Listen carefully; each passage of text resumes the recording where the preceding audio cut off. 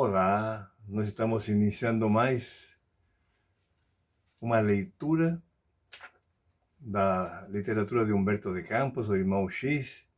Desta vez nós estamos com o livro Contos desta e de outra vida, capítulo 35, na voz da nossa contadora de histórias, Cristina, a qual já deixamos logo para ouvir logo a voz dela. Obrigada, querida. Então, seguimos o nosso projeto. Hoje o capítulo chama-se Talidomida.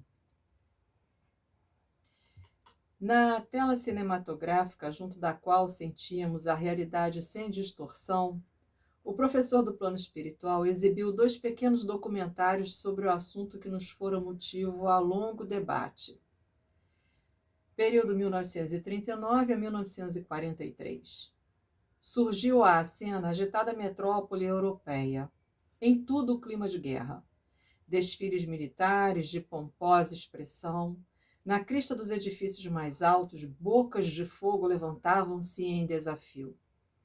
Nas ruas destacavam-se milhares de jovens em formações de tropa, ao rufar de tambores, ostentando símbolos e bandeiras. O povo, triste e apreensivo nas filas de suprimento, parecia desvairar-se de júbilo nas paradas políticas, ovacionando oradores nas praças públicas. De vez em vez, sirenas sibilavam gritaria de alarme. Aviões sobrevoavam incessantemente o casario enorme, lembrando águias metálicas de atalaia nos céus, para desfechar ataques defensivos contra inimigos que lhes quisessem pilhar o ninho. Através de informações precisas, registrávamos os mínimos tópicos de cada conversação. De súbito, vimos-nos mentalmente jungidos a dilatado recinto, onde centenas de policiais e civis cochichavam na sombra. Articulam-se avisos, ramifica-se a trama. Caminhonetas deslizam dentro da noite, outros agrupamentos se constituem. Mais algum tempo e magotes de transeuntes se agregam num ponto só, formando vasta legião popular em operoso bairro de ascendência israelita. São paisanos decididos à rapinagem. Homens e mulheres de raciocínio maduro combatiam um assalto em mira. Madrugada adiante, quando a soldadesca selecionada desce dos veículos com a ordem de apressar famílias inermes, ei-los que invadem as residências judias, agravando o tumulto. Para nós que assistíamos ao espetáculo, transidos de dor, era como se fitássemos corsários da terra no burburinho do saque.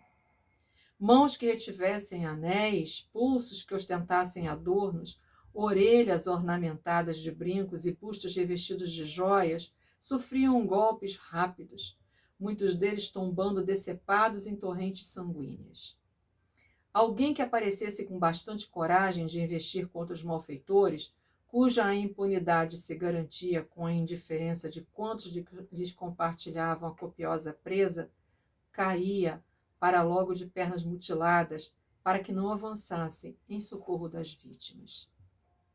E os quadros vivos se repetiam em outros lugares e em outras noites, com personagens diversas, nos mesmos delírios de violência.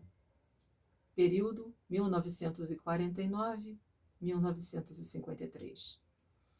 A tela passa a mostrar escuro vale no espaço. Examinamos confrangidos milhares de seres humanos em condições deploráveis. Arrastam-se em desgoverno. Há quem chore a ausência dos braços, quem lastime a perda dos pés. Possível, no entanto, identificar muitos deles.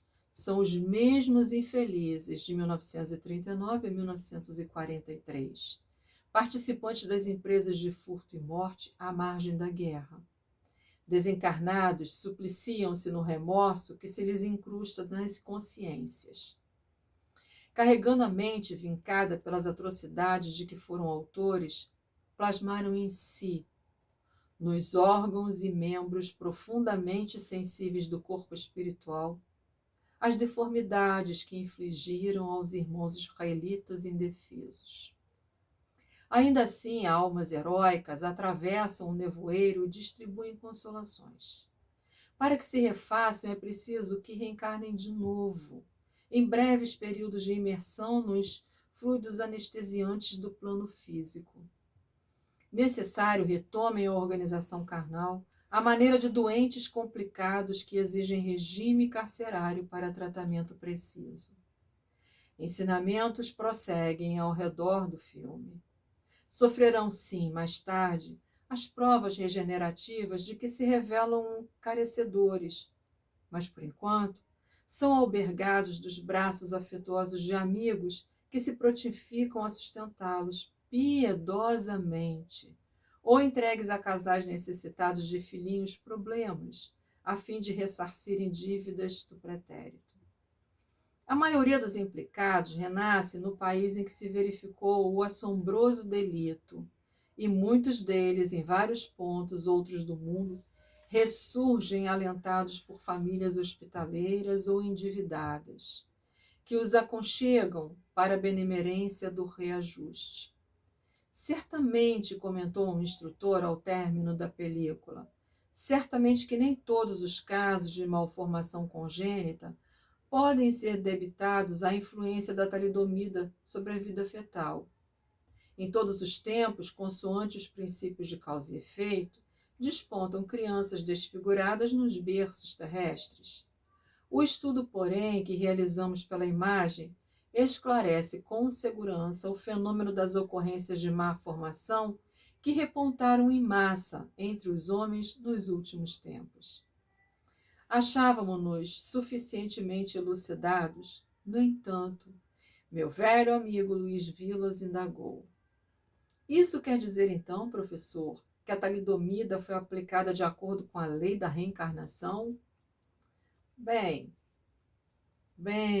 falou o mentor, retratando a benevolência no semblante calmo.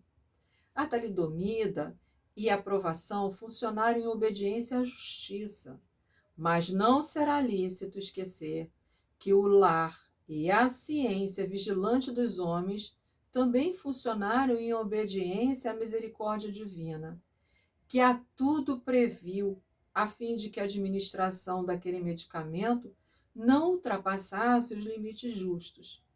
Compreenderam? Sim, recebêramos a chave para entender o assunto que envolvia a dolorosa disciplina expiatória.